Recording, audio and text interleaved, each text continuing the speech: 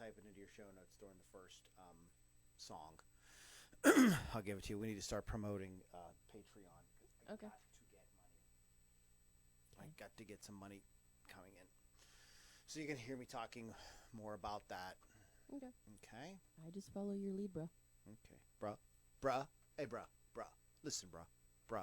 Hey, bruh. Bruh. Are we on yet? Are we doing the thing? I'm waiting on this to load. We haven't loaded. My page isn't loading.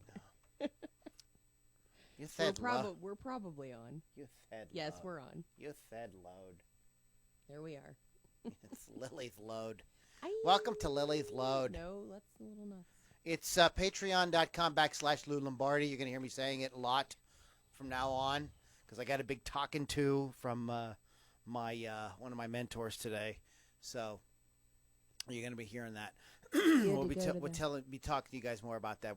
It's going to sound a little bit like the Jerry Lewis telethon, but it'll still be a lot of fun. I promise. Mm-hmm. Jerry's Kids. Oh, great. Here we go. I'm not getting off this microphone until I get a pledge for $100. I want you to talk just like Jerry Lewis, too.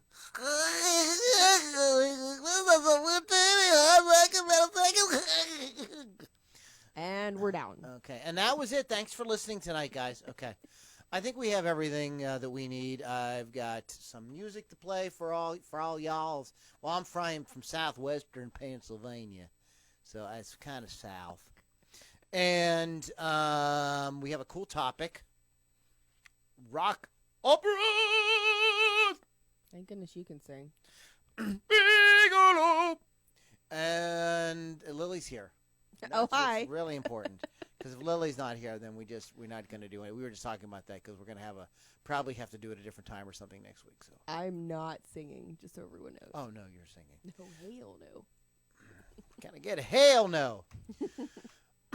Okay, and there's one more thing I need to. Sorry, guys, I was taking a shower and beautifying myself and running a little bit behind schedule. I was caught up doing a couple of other things. We know what you were doing. Yeah.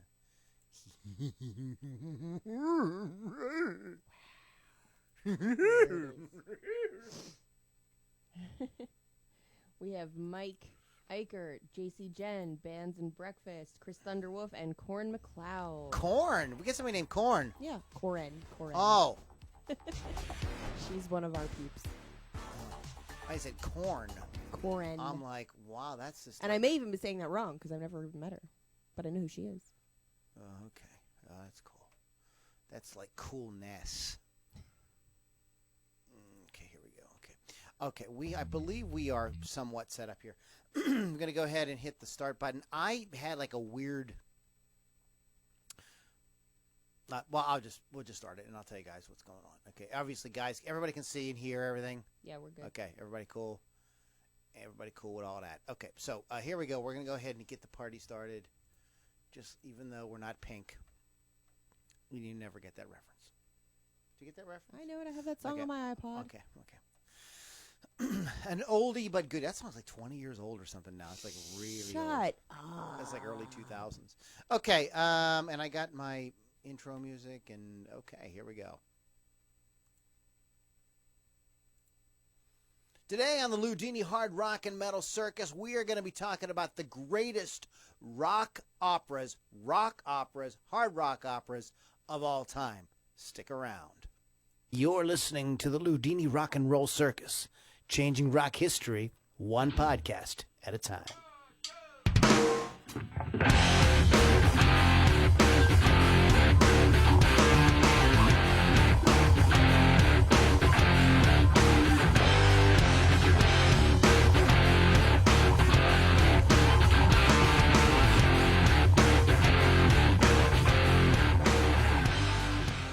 Everybody, welcome back to the Ludini Hard Rock and Metal Circus, where we always, without fail, shove it down your throat before we ram it up your ass.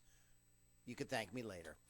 Today's on the Ludini Hard Rock and Metal Circus, we're going to be talking about the greatest rock operas, hard rock and heavy metal operas of all time. We've got our resident rock historian in the house with us today, Miss Lily V6. Say hi, Lily. Hi, Lily. Okay. You are listening to the Ludini Hard Rock and Metal Circus. You can find us on the web at Ludini Hard Rock and Metal Circus. Excuse me, Ludini Rock and Roll Circus.com. See, it's right here. It's on my T-shirt. Okay, Ludini Rock and Roll Circus.com. Speaking of cool T-shirts and whatnot, guys, we have a Patreon page. This is really, really important. I want to see a couple of people during the course of the show tonight go to Patreon and give us $1, $5 that you could do, like the smallest, whatever. It doesn't cost hardly anything to say, we love great rock and roll, hard rock and heavy metal, and we support you guys for like, a cup of coffee a month, a beer a month is really kind of like really all that will cost you guys. And you get some cool perks too. So you guys can check that all out at patreon.com/Lou Lombardi. Patreon.com/Lou Lombardi. It's all there, and we're going to be talking a little bit about that during the course of today's show. So Lily, how are you doing? What's going on with you this week? I'm doing great. I was just in Canandaigua, New York, and saw Bush live in Our Lady Peace. Was a great show. Live was probably my favorite, as they always are. Beautiful venue. Oh, you saw Bush live comma. And our... Okay, I thought you said I saw Bush live and Our Lady Peace. I got you. Three things. I got you. Things.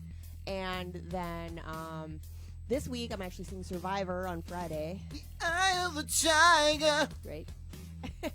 And possibly a metal show up in New York this weekend. So we'll see how that goes. That sounds like fun. Couple of bands from Erie, couple bands from Ohio, couple bands from there. So it'll be nice little all day kind of thing. So we'll see how that goes. And that's all I got right now. Okay. All right, great, guys. We are going to get the podcast started with some music before we do this each week. Those of you guys who are new to the Ludini Hard Rock and Metal Circus, we usually play about 4 songs while we're discussing our topic, amongst other things. And they're always artists that you more than likely don't know from any place else, or not too many other places. There's probably some other podcasts. Rock Rage Radio might be playing some of these artists. But these are not the hard rock, heavy metal, and rock and roll artists that you're just going to turn on your local rock station and hear, or even see on any kind of broadcast concert thing or any award show or anything like that. But they are great bands and they deserve to be heard.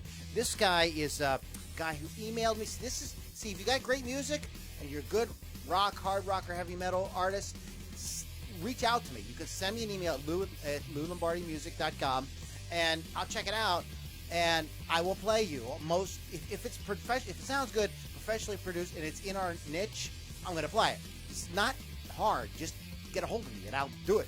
So, because we're always looking to promote more artists, and this is a gentleman that got a hold of me this week. He goes by Mr. Battle, and this is a track called King of the Wasteland on the Ludini Hard Rock and Metal Circus.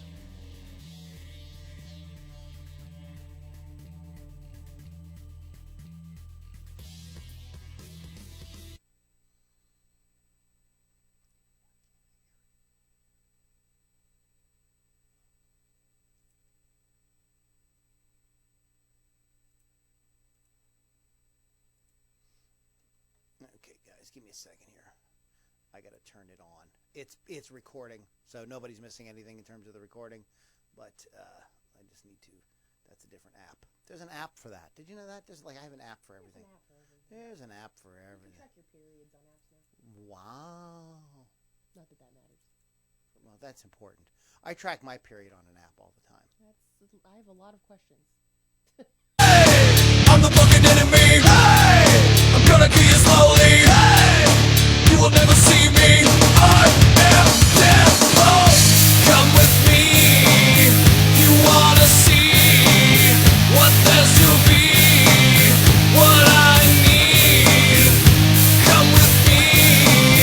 You wanna be powerful and never free.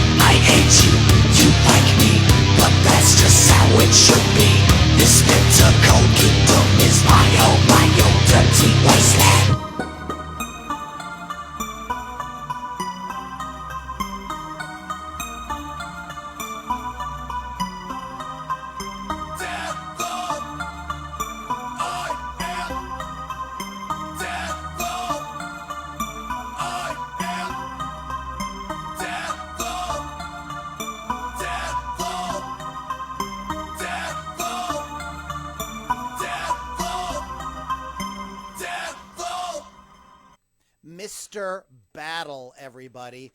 And I'm going to give you a little bit of info on where you can find a little more Mr. Battle for yourself. Mr. Battle, that's MR, battleofficial.com is the website. Check out Mr. Battle. He's got a bunch of other songs there that you could check out too. There's it's on Spotify and YouTube and all that cool stuff. I thought it was pretty cool. I can't wait to meet the guy. We're going to do an interview with him. I'm going to get him on the show as well. So you can check that out at MrBattleOfficial.com. So Lily, what we're going to talk about rock opera.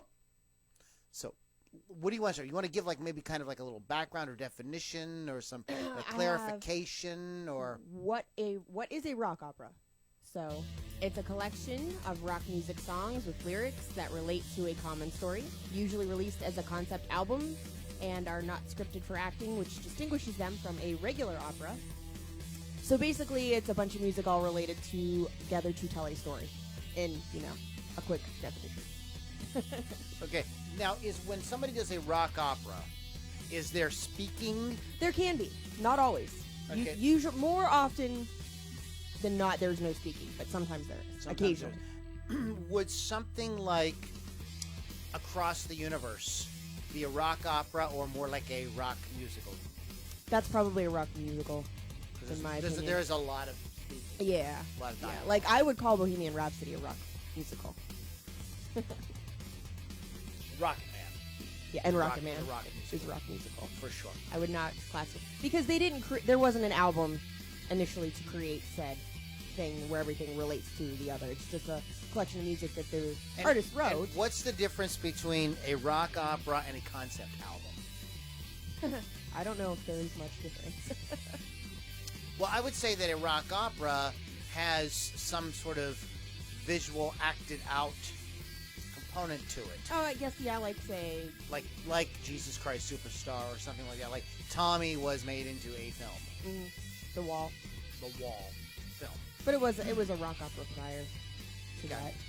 I mean, they adapt them into things later on. Because somebody asked me today, would Bat Out of Hell be considered a rock opera? I almost put it on my list, but I don't think all the songs really relate to one story.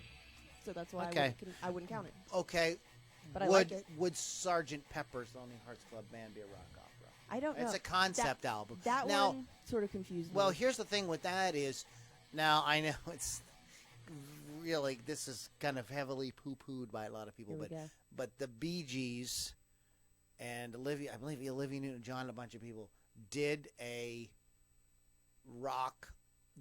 film called Sergeant Pepper's Lonely Hearts Club I Band. liked Peter it. Frampton is in it. Aerosmith's in it. Aerosmith is in it. Right, that's what they do. They do come together? They did Okay.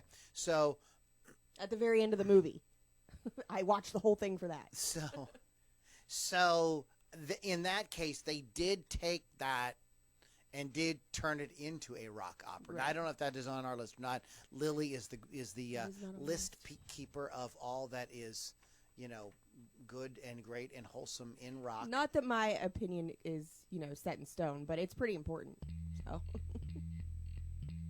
Okay, so why don't we go ahead and start our list then? So what do you got, girl?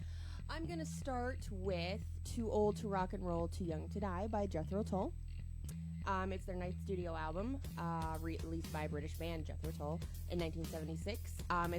They have several concept albums, but this is the last one that they released that follows the story of a character called Ray Lomas, who is an aging rock star, who finds fame with the changes of musical trends. And Ian Anderson, who is the frontman for the band, stated that the point of the album was to illustrate how his style of music may go out of popularity and out of style with every other fashion and fad, but it's determined that if he sticks to it, everything comes back around and the style will rise again.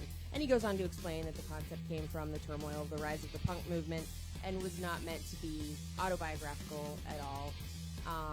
As an aging songwriter, some members of the press, of course, took their album as an attempt to get for them to get with the punk movement, which that's not what they were trying to do at all. But I do like that one, and I do think it fits into the rock opera category. Are there any singles off of that album that we would have heard That broke radio. I thought I put a list of them on here.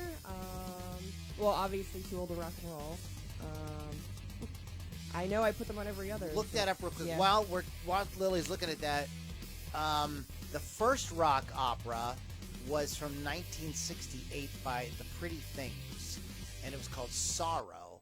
And it's generally acknowledged as the first rock opera, although Pete Townsend denied taking any influence from SF Sorrow. Critics have compared it to The Who's Tommy. So just a little bit of trivia info there for you on the history there of the rock opera. I mean, okay, so Old Rocker, Too Old to Rock and Roll, and Pied Piper are ones that I know. Okay. As far as the other ones, not sure that they made it to radio. Okay, cool. At all. All right, so what is next on your list? Next on my list, and I strayed from most of the popular ones, is Mechanical Animals by Marilyn Manson. It's their third studio album, released in 1998, so it's later on that they made this one. They sort of changed from their industrial alternative metal styles and went into like more of a glam, mixed with industrial, mixed with electronic. It deals with the trappings of fame and drug abuse. A rock opera and concept album. This is the second installment in a trilogy, which included Antichrist Superstar and Hollywood. Went platinum in U.S., Canada, and New Zealand. So the songs from that one, and I knew I put them in some of these things, were The Dope Show, Rock is Dead, I Don't Like Drugs But the Drugs Like Me, and Coma White. He takes on, now this is funny, this is sort of related to another one I have on my list.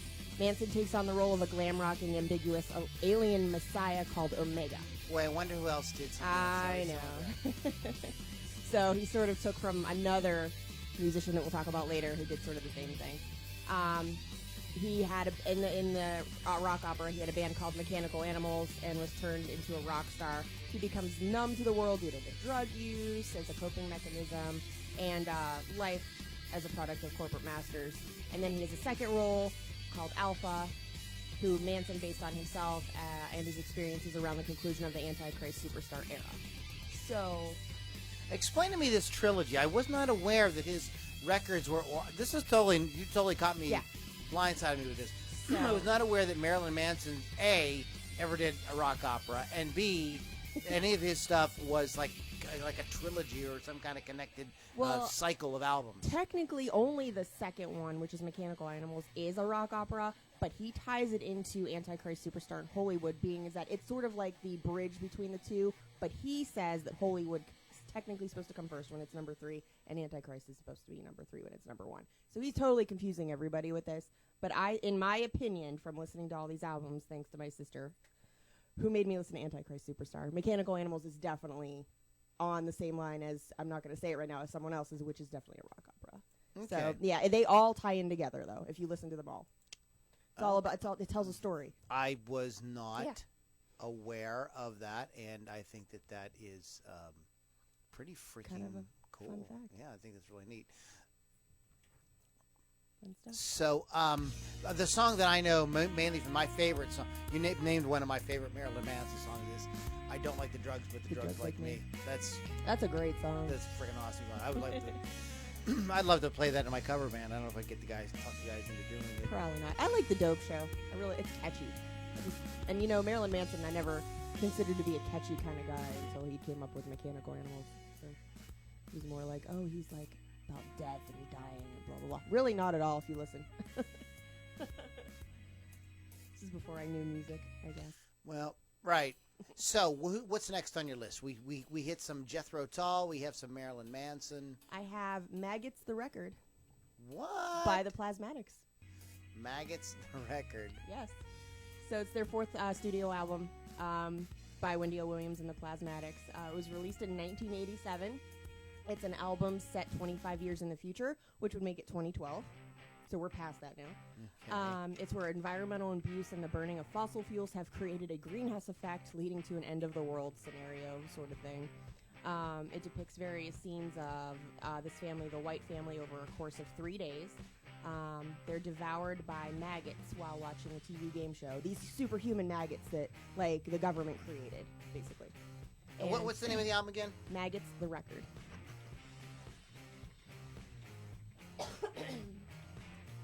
And people are getting eaten by these massive maggots while laying in bed, while just watching TV. And the final scene of the record shows the entire human population is headed for imminent annihilation. Credited as being the first thrash metal opera because it follows the rock opera formula but done in thrash metal. So, every other track is spoken word. This is where I was getting into. Some of them have speaking parts, but this is so they can sort of describe the scene between the songs. They're very short, in between sort of things, like 1.1, and like that's the first track, and then it goes to 2, and then 2.1. What are any highlights from the record? So there's Standout songs that things? I do like from the record. There are 2: "You're a Zombie" and "The Day of the Humans Is Gone." Those are both probably the best songs on the entire record. The rest of it's sort of kind of silly, but these are the 2 good ones if you do listen to this. And it actually received positive feedback from critics, because I normally punk bands don't really receive great critical acclaim, but this, because they basically said this was genius by her. Wow. So, yeah, just check it out. I will definitely have to check it out. How many do you have on your list? I total? have 12. You have 12. Okay, let's do one more before we go to a song. Okay. The next one I have is "The Graveyard" by King Diamond. 7th studio album, released in 1996. One of the most successful King Diamond albums. Basically, his story is King's character is an employee for a perverted, crooked mayor. One night, he comes to see the mayor molesting his own daughter. Ooh. Her name's Lucy, and he doesn't keep quiet about it. But the mayor testifies that the king is insane, and he has him locked up. And after 3 years of being in this insane asylum, he escapes, and he's mentally destroyed, of course. Runs off to a local graveyard to hide from police and plot revenge. And he begins killing people who just sort of like walk through the graveyard. And finally, he kidnaps the mayor's daughter and buries her alive. So now he's challenged the mayor to come find her. There's 7 graves, and he only gets to pick 3. But ultimately, he does pick the last, like the 3rd one is the right one. And in the end, the king gets decapitated by stained glass. And the mayor's daughter ends up going back with the mayor, but takes the head of the king and puts it in the backpack so he could always be with her. Oh, that's It's sort of a love story, I guess. Oh, goodness gracious! And any sort of like, well, now I meant to ask you, and I didn't ask you about the. Was there any tours or anything with these records that where they kind of like portrayed the rock opera? I should have asked that. From the Too beginning. Old to Rock and Roll, yes. Mechanical Animals, absolutely. Maggots, the record, I don't know. It didn't ever really say. And Graveyard, I do believe King did that because he was very dramatic in his Very stuff. theatrical. He's theatrical Gotcha. in all of his stuff. Okay, awesome, guys. We know that you love great hard rock and heavy metal and rock and roll. Shout out to our friends at Rock Rage Radio. Shout out at our friends at Classic 92.3 for being a couple of affiliates for us. But if you want to do so, if you're scoring like these guys are great, I'm totally loving this. Just jump on over to patreon.com/Lou Lombardi. Now we have it in the description, and Lily is posting it occasionally in the comments there. It's patreon.com/Lou Lombardi, and you can just $1 here, $5, whatever you want to do. There's some cool perks the higher up you go. You get listening parties, and there's all kind of fun shit there. So check that out. And we really could use a little junk in the trunk here with this. Will allow us to do more stuff for you guys, take this to another level, as well as increase our cachet with Classic 92.3 and Rock Rage Radio, possibly to getting us even better time slots. I would love to be like morning drive time or afternoon drive time on one of these or both of these stations, because that's the prime thing. So when we can show that we've got people supporting us, it goes a long way for that. So if you believe in great rock, you love what we do, you enjoy the topics, you enjoy the banter, the exchange, because we always bring you guys in. In fact, we're going to be talking about your comments when we come back after the song. Patreon.com/Lou Lombardi.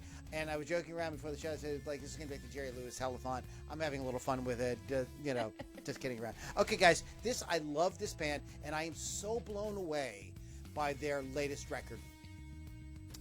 Reign of Z, we've been playing them for a couple of years on the show, and I've just watched that band grow and get better and better and better and better. This latest album, first of all, the title is awesome. Mirrors and Memories. They released it in April. It's an EP. You know, I don't It's play. wonderful. Yes, I don't play anything that doesn't sound professionally produced. This is not only sounds professionally produced. It sounds like it was recorded. It may have been. Sounds like it was recorded in like $1 million studio with $1,000 an hour. Recording engineer, mixing it and recording and everything. The production is absolutely stellar. We've come to expect great singing, songwriting, and playing from Zosa and company. So that's kind of a given. You know that's coming.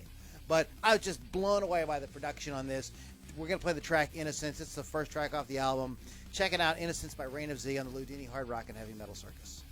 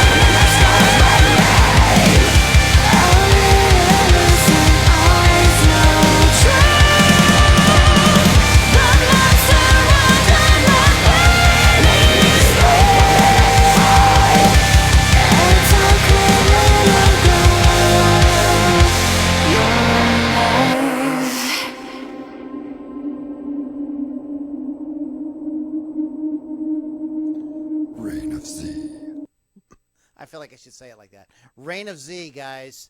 Innocence from Mirrors and Memories. let's give you a little Reign of Z info so you can get a little Reign of Z for yourself, and you can do that. It can all be done at where? Easy peasy. reignofz.com. Simple. reignofz.com. Check those guys out. And of course it's Reign, REIGN, guys, not RAIN. Because I know some jabrones, oh, it's not for fun. So, no. Not. We are talking about rock operas. And we were talking during the song about some that we kind of spaced on. Didn't really think of it. We're going to come back to that. And we have some people that chimed in on a Facebook post that we did today. Do you want me to go over that, or did you want to go over that? Or let's do the shout-outs first. Yeah, the people are watching. Let's do that first. Okay, yeah. So we've got Jeffrey Scott watching, Angelina Green, one of our people, Bands and Breakfast, of course, Redson Webster, Mike Michalak, Snody Heemskirk, which we always screw up. Natalie Cardinal, hey, how are you, girl? Mike Eichert said rock operas are operas like Verdi, Bizet, Mozart, Wagner. We're not going with those guys, but that's cool anyway. Snody said Savage, The Wake of Magellan is a great metal opera. I don't know that one. Jeffrey Scott said, how about some King Diamond, which I think you put that before I talked about the King Diamond. Snody also said Hair is a good one. Yeah, forgot about Hair. And also Pinball Wizard, which is Tommy. Tracy Sampson also said Pinball Wizard and Hair are both great. King Diamond, Them. I don't know that one. Sweeney Todd, that's a great one. I didn't really think of. I was thinking more of albums than to. Correct. Yeah, rock Those and are metal. good. But those are perfect. That's why we have you guys. Yep. So yeah, all right, and that's all I got on here. Okay, cool. So let's get into a little bit more here with what we have for rock operas on the Lily list. So what do you got next, girl? So the next one I have on my list is From the Inside by Alice Cooper. It's the fourth album that they released in 1978. It's about Alice Cooper's stay in the New York sanitarium when he was going through alcoholism. Each of the characters in the songs were based on actual people that he met in the place.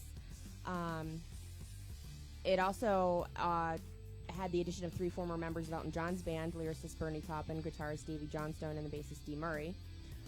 His famous songs on there are How You Gonna See Me Now and From the Inside. The album was later adapted into a comic book by Marvel. I had no idea that was a thing. And critics stated that the songs are full of good ideas, but the songwriters and performers approached it too seriously, and it should have come off as a parody. Well, it was about a serious matter that Cooper was going through, so shame on you. And they also said it lacks immediate appeal like Cooper's other albums. But this was something that he was going through, so he wrote an opera about it. And I think when was this released? That's another thing. 78. We should get the dates when these things were released. Yeah. 78. Okay, so this was in an era when this sort of thing was a little bit more in vogue. Oh, that's a pain. So bands were doing more stuff like this. There was earlier acts like the Beatles that inspired this sort of thing, and so concept albums by progressive rock acts and rock acts, as well as rock operas and rock musicals and whatnot. You know, that was kind of the heyday of that sort of thing. Yes, it continued on, but in terms of big commercial, put it out there sort of thing, it was really that era. So not unheard of during the 70s for these the late 60s and 70s to hear about these types of things. If anybody does find this album, it's really cool. The album art, it's like lots of flaps and stuff where you can see different characters of Cooper and like everything's super cool. So if anybody does find that, let me know. I'd be willing to buy it. And do you have any standout tracks on that? That was How You Gonna See Me Now, which is a ballad, and From the Inside, which is the title track. Okay, cool. So next. The next one is The Crimson Idol by Wasp. Fifth studio album by heavy metal band Wasp, released in 1992 in the U.S., or internationally in 1992, and then in the U.S. 1993. Tells the story of the rise and fall of a fictional rock star named Jonathan Steele, who was the second of two sons and is a complete failure to the parents, while the first son is held on a pedestal. The older brother is killed, the younger son sort of runs away and gets into drugs and alcohol, and he steals the guitar, and he becomes the Crimson Idol. But in the end, he just wants acceptance from his parents, and he doesn't get that, so he commits suicide. In 2018, Napalm Records released a re-recording of the album along with a DVD of the film that was originally supposed to accompany the album. I didn't know that the film actually existed. The title or the tracks on it were Chainsaw Charlie, I Am One, The Idol, Hold On to My Heart, which is a fantastic ballad by Blackie Lawless. You gotta hear it. I have it. I love it. And it was originally to be released as a Blackie Lawless solo album, but he bowed down to fan pressure and released it under Wasp. And they did do a tour for this, but it took 15 years to do the actual tour, so they did it in 2007. Jeez. Yeah. So, and critics said it was a Blackie Lawless solo album and nothing more. That's all he got. The critics ever like a band like Wasp? I don't No, they think so. can't. They're not gonna like say anything. What do they They even know secretly like them. They just won't tell anybody. Okay, so we have a little bit of Wasp in there as well. So a lot of bands you didn't realize Had who did rock operas. rock operas. So very cool. So what else you got? So I'm going to do a really famous one next. It's The Wall by Pink Floyd. Everybody probably knows this. It's their 11th studio album. It was released in 1979. The story explores Pink, jaded rock star. A lot of these about rock stars. Jaded rock star whose self-imposed isolation from society is symbolized by a wall. It was a commercial success, charting in the U.S. at #1 for 15 weeks. The famous songs on it are Another Brick in the Wall, Run Like Hell, Comfortably Numb, and that list goes on because there's a ton of songs that were released on that that are absolutely wonderful. Mother, yeah. Yeah. Roger Waters conceived The Wall during the In the Flesh tour, modeling the character Pink after himself and former bandmate Syd Barrett. It got mixed reviews from critics thinking it was overblown and pretentious to them thinking it was one of the greatest albums of all time. And it did sell more than 24 million copies. And it was awesome. And they did tour with it several times. Yeah, and there was different tours and different incarnations of it, and different, eras where it was put back together. There is a great film that's really fun. It's wonderful. Yeah, it's very. I very love fun. the animation. I think that's my favorite part of the film. Alan Parker did a great job with that. And there's some great documentaries out there about the making of that you guys should definitely check out if you're a Pink Floyd fan. Michael Goltz, give a shout out to you, brother. Good friend of mine who is a Pink Floyd maniac. Is he the photographer? Yeah. I know him. Yeah. Yeah. He's a good guy. He loves Pink Floyd, so we got some Floyd on the list for you today. Mike, what you got? I also have, this is the one I was talking about. Marilyn Manson molded his whole concept album after, was The Rise and Fall of Ziggy Stardust and the Spiders from Mars. David Bowie. Fifth studio album by David Bowie, released in 1972. It was features the Spiders from Mars, which is his backup band. The story's about Bowie's alter ego Ziggy Stardust, a fictional, androgynous, bisexual rock star who acts as a messenger for extraterrestrial beings. The Earth is saved by rock and roll messiah Ziggy with only 5 years to survive. He wins the hearts of teens, scared parents, seduces everyone, and dies a victim of his own fame. Sold 7.5 million copies worldwide. Received widespread critical acclaim. Critics loved the androgyny that he produced. They loved it. Loved it.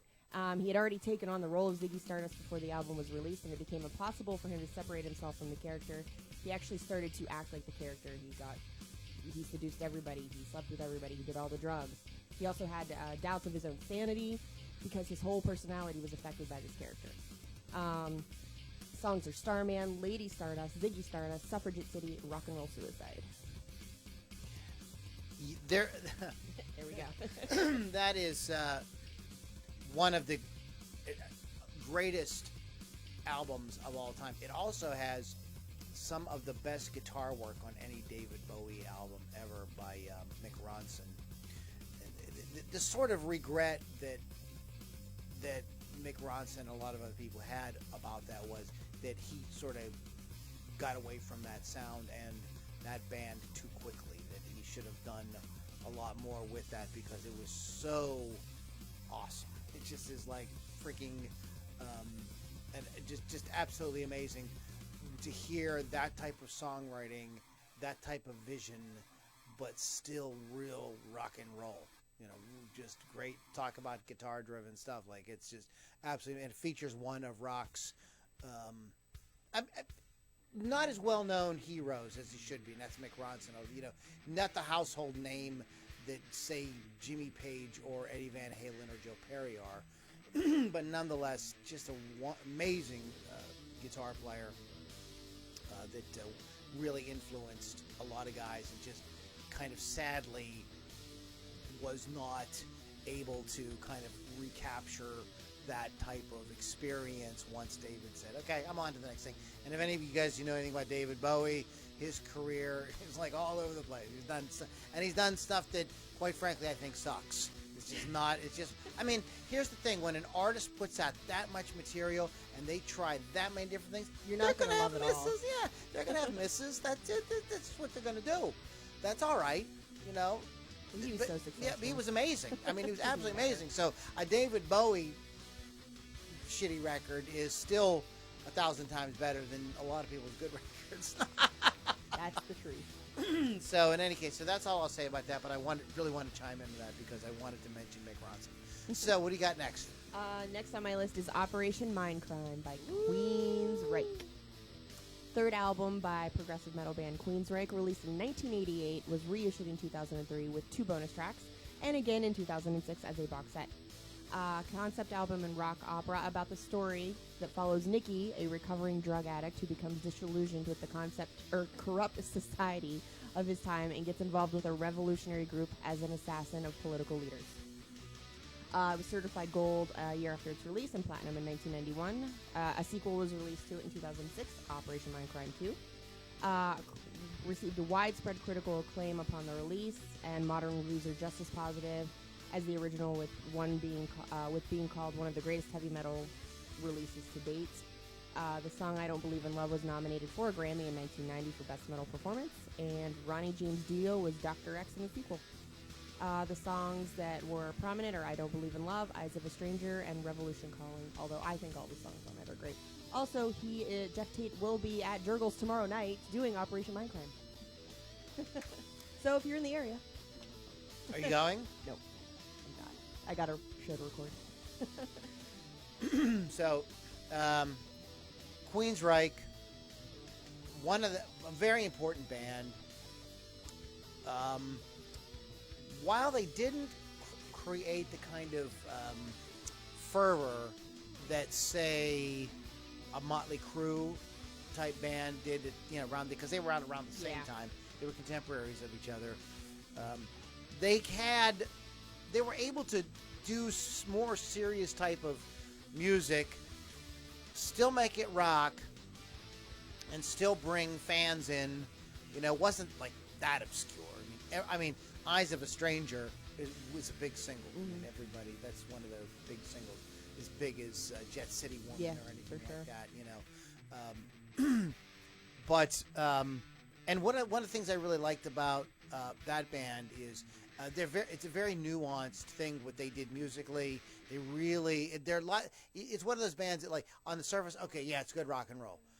But if you dig a little bit deeper, you listen a little bit deeper, we know we just talked about the concept, the lyrics, and even on their other albums, they were always one of these bands that were like really trying to like kind of dig a little deeper lyrically. But they also dug a little deeper musically, and the way the two guitarists would interplay with each other, and the way they worked in different types of chord changes and stuff, it was a bit deeper than, not to pick on them, than like a Motley Crue or a Poison. I mean, they or were one of party those bands. bands. Yeah, these guys were like really had their feet in jazz fusion and progressive rock and things like that. They definitely had that type of music. Not as much as a Dream Theater or one of those kind of bands, but definitely brought a lot of that to bear in what they did. Great band. And there is a touring version of Oh, yeah. Queensryche that's been going around now without Jeff Tate for a while Oh, yeah. now. So Yeah, they of course always do that split thing. yeah, Yeah. can't get along with the singer. Yeah. Lead singer syndrome. Yep. So what do you got next? My next one is a little bit different. It's Jesus Christ Superstar. Jesus Christ, Lily. Okay. 1970 rock opera with music from Andrew Lloyd Webber and lyrics by Tim Rice. Turned to Broadway in 1971. Mostly sung with very little dialogue. The story is loosely based on the gospel accounts of the last week of Jesus' life, if you believe in that. Ending with crucifixion, it depicts political and interpersonal struggles between Judas and Jesus that are not in the Bible as well. Also, the television version had John Legend as Jesus and Alice Cooper as King Herod. And I really freaking love Jesus Christ Superstar. The songs that I remember and loved were What's the Buzz? Of course, Jesus Christ Superstar and the Hosanna song. So. Yeah, along with Jesus Christ Superstar was a total phenomenon. You know, it's been done back, 100,000 goes back out on times. Broadway, and becomes a big hit, and Movies, there's all kind of TV. So, there's a companion rock opera to it. Not a companion to it, but a similar one, I should say, called Godspell. I don't know if you guys have ever heard of Don't Godspell. forget Joseph in the Technicolor Dreamcoat. Joseph and his Technicolor Dreamcoat. So this subject, this story, has been done and redone and redone and redone. It resonates with people, and it does have the sort of it has the religious story that so many people grew up with. You know, they were taught in Sunday school or church or whatever. So it just sort of makes sense to retell this story. And this is a story that is actually retold in a lot of different ways. In some ways, maybe you not think. In many ways, a musical like The Lion King is a very similar story to the Jesus story. So there's a lot of stories out there that are very similar to the Jesus story. It's a kind of iconic, archetypal story. It's this kind of thing that, I don't know, it pushes our buttons real deep inside somewhere, and we latch onto. So we like these kind of stories. So setting it to music was just kind of a no-brainer. Sooner or later, somebody was going to do it. You know, it just was like, okay, let's do it. It's great. Yeah. I love it. Yeah. It's not. I know, and it's a little controversial. Some people that are more hardcore religious, you know, would like something that was, you know, maybe a little more sticking with what they feel the Gospels really say. But nonetheless, it's that story, and it's Andrew Lloyd Webber. And he's great. What else can you Phantom of the say? Opera, you Yeah. know. Duh. You know. That's genius.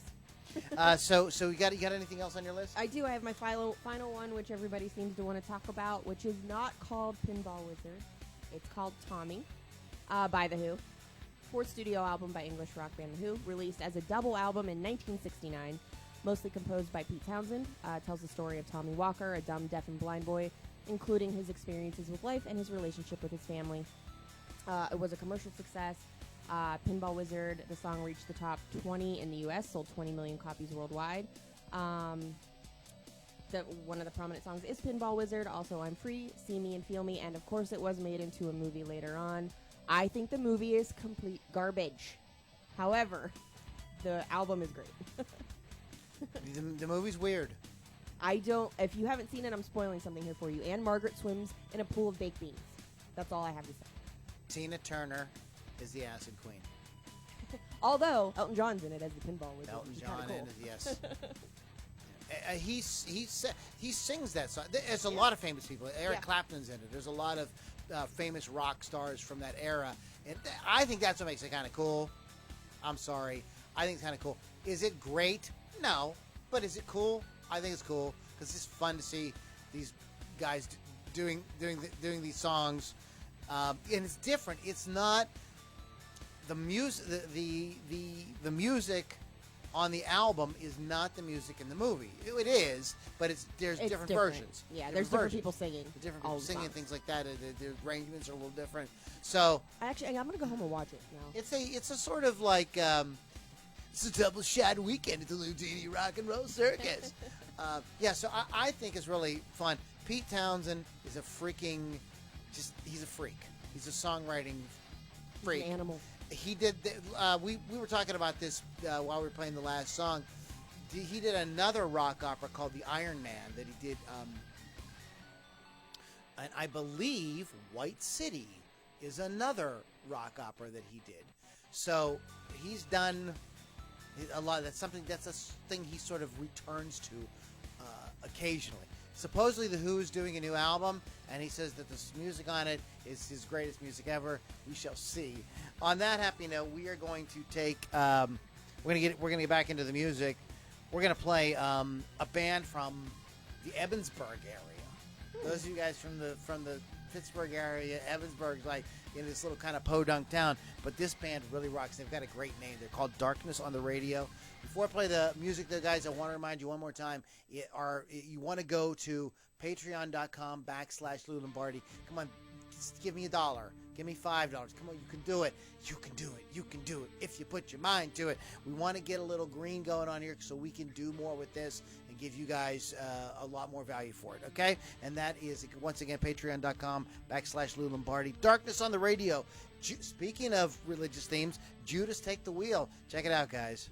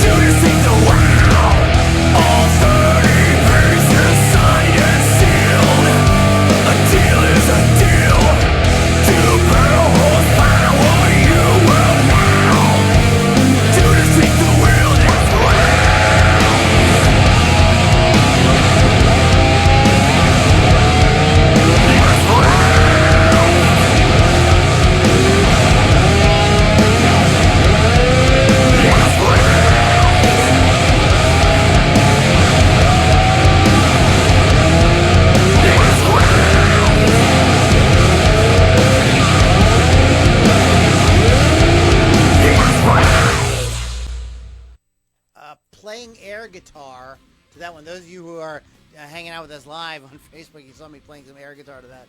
I just think that is just freaking badass. I love that band. I'm so glad that Jason reached out to me a few months ago. And we found those guys. Facebook.com/darkness OTR. Darkness on the Radio.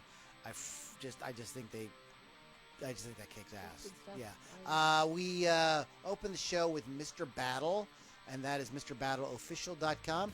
We had our good friends Reign of Z, who have been they're like staples. They're like the Reign of Z, and some of these bands are like the bread, the red bread, the rice, the noodles of the potatoes all of the good things. of the Ludini rock and roll circus, hard rock and metal circus, and we love those guys. reignofz.com. We sort of built the show around some of these bands because we didn't know what to play in the beginning, and we didn't want to play just famous keep bands. producing, Yeah, so we just so we just love you. We love you guys out there doing that music. So just a couple things that maybe a few that were kind of out there that maybe some of us forgot about, like In the Court of the Crimson King by King Crimson, and I did mention the Iron Man by Pete Townsend. We mentioned Jesus Christ Superstar.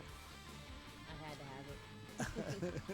Now that's a total, of Joe's course. Garage. Yeah, Joe's Garage is another one that we did not mention. That's You know why I didn't put it on my list? Because I don't know it. yeah, Joe's Garage by Frank Zappa, Hedwig and the Angry Itch, and I would throw in with that the Rocky Horror Picture Show. Yeah, good stuff. Also, Repo the Genetic Opera. I did not put that on there just because I wanted to add some other things on mine. But if you haven't seen it, it's actually rock opera turned into a movie. Joan Jett's in it. Alex Vega's in it. It's a really good movie. Yeah. Francis the Mute by the Mars Volta.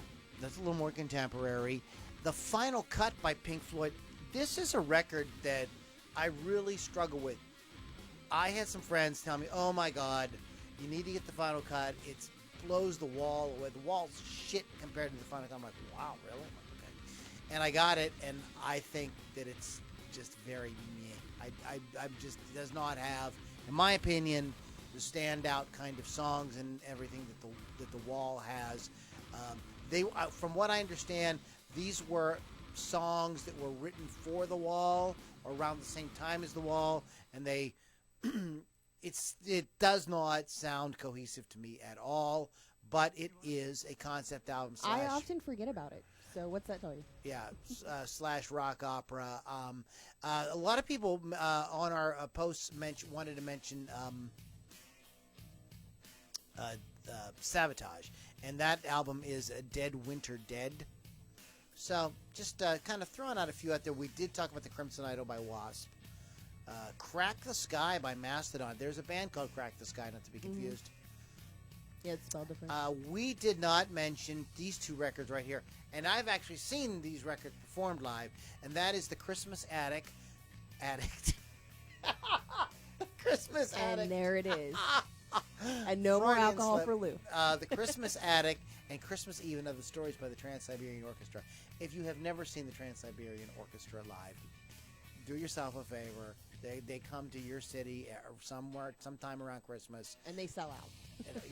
Yeah, and very a lot of places. I know Pittsburgh they do a couple of nights, so you can catch them. Just be aware. Just add it to your bands in town or whatever, and really go. If you love hard rock and metal and you love great guitar, you're going to be blown away. And the way they do the Christmas stuff is they don't really do the Jesus thing. It's spiritual. It's like It's not in your face. It's like remember they used to have the Facebook status. You could pick what religion you were, and there was one that said spiritual, not religious. That was way back in early Facebook days. But that's what this is. It's spiritual, not religious. So you can, no matter what your sort of position on the whole thing is, you can go and get swept up in the It's music beautiful. and it's a very touching story, and you're really going to love it. Oh, Keith. Hey Keith, what's up? We're wrapping up here, buddy. Give us a couple minutes. Do your thing. Blows Against the Empire by Jefferson Starship. A lot of people do not realize that those guys did a concept album as well. So we just wanted to kind of throw out a few out there. Brian Urso said, "Is Bat Out of Hell a rock opera?" Well, apparently it is. Oh, American Idiot. Is American Idiot really a rock opera? I think that's cheating. It might be cheating. And I would be remiss if I did not mention this, although Lily refused to mention it, and that is 2112 by Rush. At least the one side is a rock opera. The other side is just some great songs, but the one side is the story. So, all right, guys, you've been listening to Ludini Hard Rock and Metal Circus. Our website is LudiniRockandRollCircus.com. We're going to jump over and party in our group here. Our party zone. And I know there's people already waiting, when's the party going to get started? So we're going to go over there in a couple of minutes. So that if you want to get in on that, there's no cost or anything. You just go to LouLombardiRocks.com and you guys can just come and hang out with us. Grab a bottle of your favorite booze. We're going to mix it up and hang out with our brother Keith the Hawk Hawkins, who we haven't seen in a little while. And guys, don't forget, support us. Go to patreon.com/Lou Lombardi. Patreon.com/Lou Lombardi. A buck a month, $5 a month, something like that really helps us, shows us that you're there, and it's the kind of thing that we can show to our affiliates to get better time slots and do a lot more for you guys. You can check that all out there. And Keith popped in for a minute. So Keith, you got any parting thoughts or parting shots? Hold on a second. Let me put you on. I don't have you recording yet. Hold on a second. Let me grab you real quick. Don't talk yet. Don't talk. I got to try because I wasn't expecting you just yet. So let me get to your. Keith is here. Keith, you want to chime in with a little something before we get out of here tonight? Am I able to speak now, or is this like the fucking communist bloc again, or something? It's not the communist bloc. You may speak. Okay. Are you talking about concept albums? Is that what you were speaking of tonight? Rock albums / rock operas / concept album. Yeah. So you got. I'm sure people mentioned things like Operation Mindcrime was a theme like that. That's a good one, right? That Tommy, Quadrophenia, those kind of seem to make some lists I actually glanced at quickly. Bat Out of Hell, I probably would agree with, is a more of a concept album. That's very good on our show there. Yeah, the list goes on and on, but that's there's a lot of those kind of records around. But what was the big topic? What was the big seller tonight for the most popular pick? Everybody was picking Tommy. Yeah, That's the common one. Yeah, that's a great one. I mean, I'm not even a huge Who fan, but I mean, that's they struck a nerve with that one. It kind of, I would think it'd be difficult to make an album like that because you have to kind of string everything together. I mean, I guess maybe some people would be easy if you have one big idea that you could stretch into several songs, obviously, but I think at times it could be difficult to make that kind of vibe, to make it all flow like that. So that's my opinion. So anybody that can make a rock opera or theme sort of concept album, that's great. More power to you, man. Awesome. We are going to end for tonight. We're going to go over to my private group. Keith is going to be there. We're going to have a few drinks and hang out and tell real dirty jokes. And if you're not there, you're going to miss it. Go to LouLombardiRocks.com and you guys can get in on that. Lily, any parting thoughts before we get out of here tonight? Just my show on Thursdays, Hot Licks with Lily 6, Rock Rage Radio, 6 to 8 p.m. You can download the app or just go to the website, rockrageradio.com. All right, guys, this one sounds a little familiar, but here it is, Lou Lombardi, Strange Love Medicine. Catch you guys all in the next Ludini Hard Rock and Metal Circus.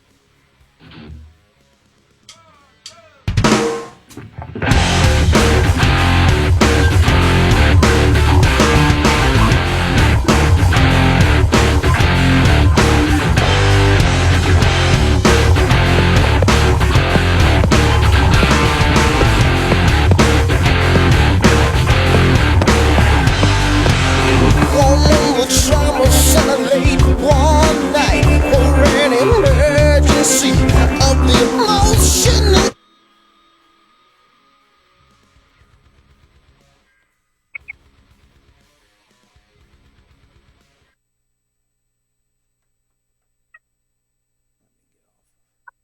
All right, Rock Rage and the gang. We'll catch you guys later. I gotta end this thing right here. To get to restream. All right, guys, take care. See you soon.